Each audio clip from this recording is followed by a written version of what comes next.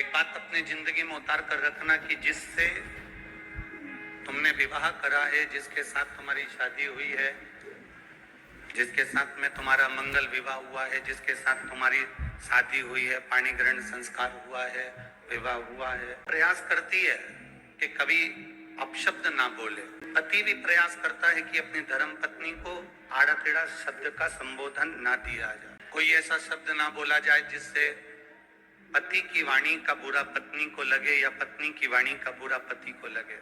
ऐसा कोई शब्द, ऐसा कोई संबोधन, ऐसी कोई वाणी पत्नी भी नहीं बोलना चाहती और पति भी नहीं बोलना चाहता। हमने एक बात पहले की कथा में कही, अगर आपके स्मरण में होगी तो आप लोगों ने अगर सुना होगा, अगर आस्था चैनल पर आप कथा सुनते होगे तो आपके स्मरण में होगी।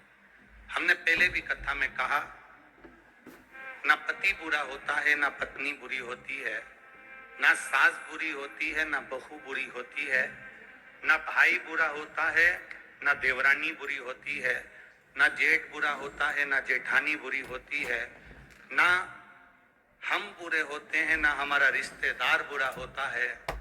एक समय ऐसा हो जाता है जो हर एक व्यक्ति से बुराई उत्पन्न करा देता है, उस समय को हमें टाल देना।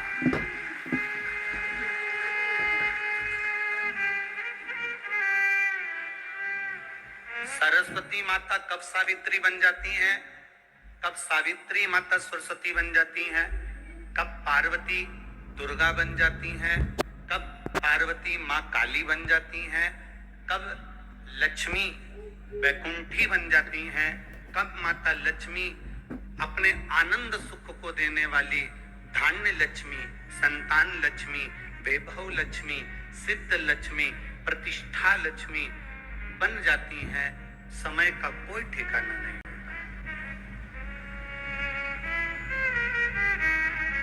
व्यक्ति बुरा नहीं है, घर में आने वाली तुम्हारी बहू बुरी नहीं है, बहू कभी जिंदगी में बुरी नहीं होती। अगर बुरी होती तो वो तुम्हारे बेटे से शादी नहीं करती, पहले ही मना कर देती कि मेरे को इससे शादी नहीं करना। बुरी नहीं है, बहू बुरी नहीं है, सास बुरी नहीं है। सास अगर बुरी होती तो अपनी रकम को तुड़वा कर, अपने जेवर को तुड़वा कर बहू के लिए रकम नहीं बनवाती, बहू के लिए जेवर नहीं बनवाती। बहू बुरी नहीं है, सास बुरी नहीं है, पति बुरा नहीं है, परिस्थितियां कुछ ऐसी बन जाती हैं, कुछ समय की घड़ी, पल, क्षण, चक्र ऐसा चल जाता है जिसके कारणवश हमारे भीतर बुरा हमको नजर आने लगता है, बुरा हमको दिखने लगता है। और जब हमको बुरा दिखने लगता है, जब हमको बुरा नजर आने लगता है, जब हमको बुरा सम्मुख में नजर आने लगता है, तो फिर हमारे यहाँ पर हमें अच्छा उसका बिल्कुल नजर ही नहीं आता। कुछ समय की गणना है, हम कर्म कर कर भूल जाते हैं, पर हमें भान नहीं हो पाता कि हमने कर्म कौन सा करा। गणेश जी की स्कंद षष्ठी है, स्कंद छठ होती है, षष्ठी होती है। ये भादों के पावन महीने में पूरे वर्ष में केवल एक दिन स्कंद षष्ठी आती कि स्कंद भगवान के अगर केवल स्कंद पुराण को भी कोई जीव श्रवण कर लेता है तो मृत्यु तो मृत्यु, जीते जी भी उसके लिए मार्ग प्रशस्त होकर एक बार वो भगवान का दर्शन भले वो किसी रूप में करे, पर मरने से पहले उसको ऐसा महसूस होता है कि मैं वैकुंठ का दर्शन कर कर आया हूं। ये उसको भान होता है स्कंद पुराण को मात्र श्रवण कर लेने से। मात्र श्रवण, स्कंद भगवान का पूजन करा, भगवान शंकर का शिवलिंग बनाया, शंकर भगवान के गणेश जी को और स्कंद देव को बिठाकर पूजन किया। इतना पूजन करा विश्वामित्र और सत्याव्रत ने, इतना पूजन करा, भगवान विष्णु ने कहा नया रास्ता बना दिया जाए। विश्वामित्र जी ने धर्म से स्कंद देव से कहकर एक मार्ग का निश्चय किया। उस मार्ग पर राजा सत्याव्रत चलकर जाने लगे। जब थोड़ी दूर पर राजा सत्याव्रत पहुंचे, पहुंचते सी उसी समय पर इंद्र को जलन होने लगी कि जीते जी तो कोई आ ही नहीं सकता, तो मरा हुआ ये जीते जी कैसा गया। इतने में इंद्रदेव ने उसी समय राजा सत्याव्रत को ऊपर से नीचे धक्का मार दिया। धक्का दिया, राजा सत्याव्रत नीचे आ गया।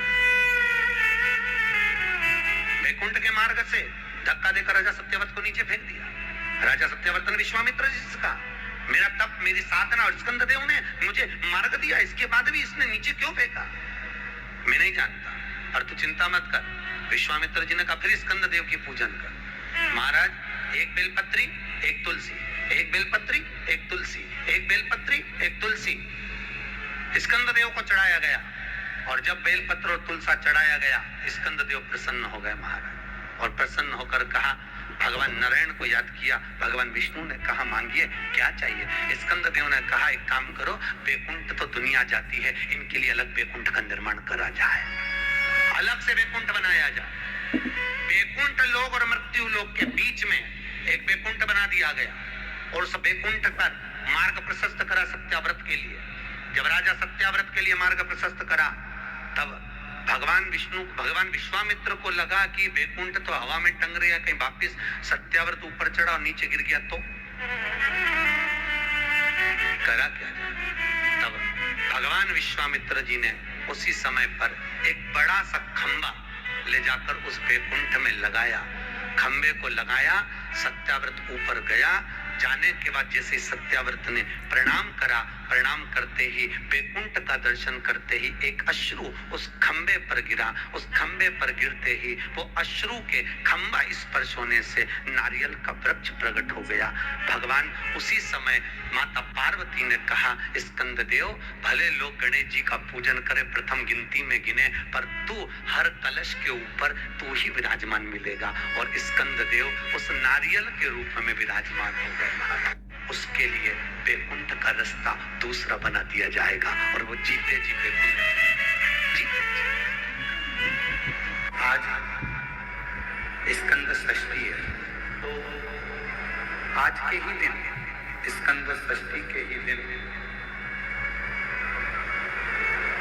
एक बेलपत्र, एक दुर्वा, एक श्वेत पुष्प, सफेद फूल, स्कंद भगवान का जो स्थान है, स्कंद भगवान का जो स्थान है, उस स्थान पर एक बेलपत्र, एक दुर्वा, एक श्वेत पुष्प चढ़ाकर जल की धार को स्कंद बाबा पे समर्पित करते हुए शिवलिंग पर अगर समर्पित किया जाता है, तो कितना भी, चाहे परिवार में विवाद चल रहा हो, चाहे परिवार में विवाद चल रहा हो, चाहे रिश्तेदारों में विवाद चल रहा हो, चाहे आपस में विवाद चल रहा हो, स्कंद षष्ठी के दिन अगर जल स्कंद भगवान का नाम लेकर समर्पित किया जाता है आज के दिन, तो परिवार में वापिस प्रेम बढ़ जाता है और परिवार टूटने से बचता है।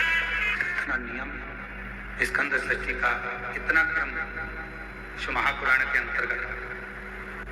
आप सभी बड़े धनभागी हैं, बड़े किस्मत वाले हैं और बड़े भाग्यशाली हैं। शिव जी की बड़ी कृपा आप सभी पर है। दुर्गा जो उत्पन्न हुई है, इसमें इतना बल कहां से आ गया? शंकर भगवान बोले रे, ओ इंद्र, तुम्हारे अमृत से भी बड़ी प्रबल है ये दुर्गा।